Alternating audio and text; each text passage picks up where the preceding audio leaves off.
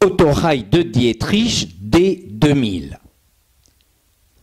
Conçue par la firme alsacienne de Dietrich, la série D2000 est composée d'autorails à caisse ronde, puissants et confortables, couplables entre eux.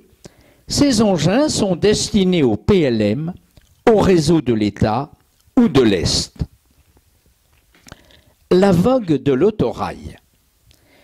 L'introduction, à partir de 1935, des autorails à caisse ronde, D2000 participe au développement important de ce type d'engin, tant en France que dans divers pays européens.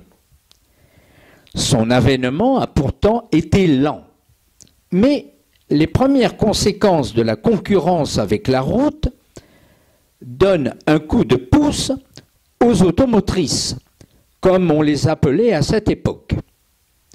Les différentes compagnies françaises sont presque toutes confrontées à ce phénomène préoccupant.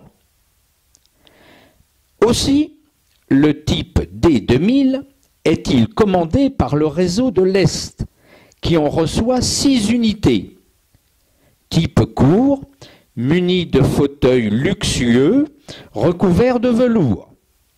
Capables de circuler à 130 km/h, ils vont assurer des liaisons Paris-Nancy et Paris-Reims-Charleville.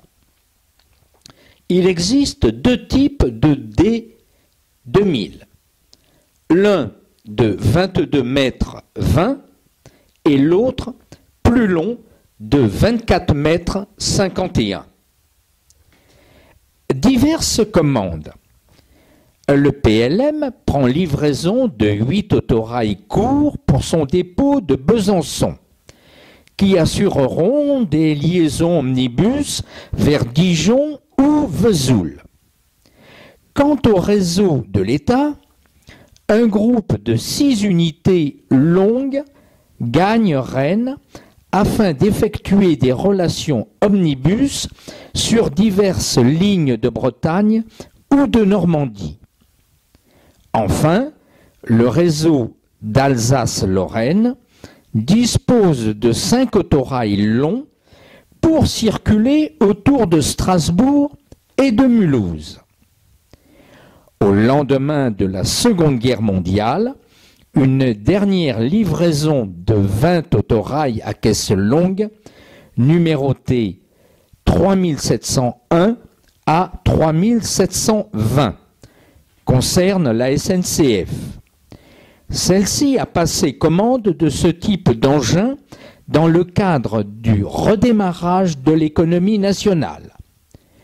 Ils entrent en service à partir de 1949 aux côtés des machines d'avant-guerre.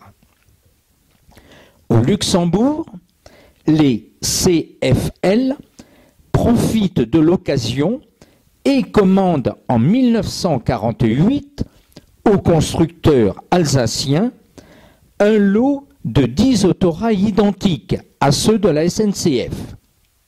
Le premier élément de la série Z101 à Z110 effectue un voyage inaugural entre Luxembourg et Ettelbruck. Avec d'autres séries, ils vont participer à l'élimination progressive des trains à vapeur sur le réseau luxembourgeois. Peu d'éléments ont malheureusement été préservés. Au Luxembourg, grâce à l'association Gare, les Z105 est encore en état de marche au titre d'engin historique. Les caractéristiques de cet autorail. Mise en service en 1935, pour une longueur de 22,20 m et 24,51 m, avec une puissance de 300 chevaux et 320 chevaux, poids total 35 et 36 tonnes, vitesse maximale 120 km/h et nombre d'exemplaires construits 80.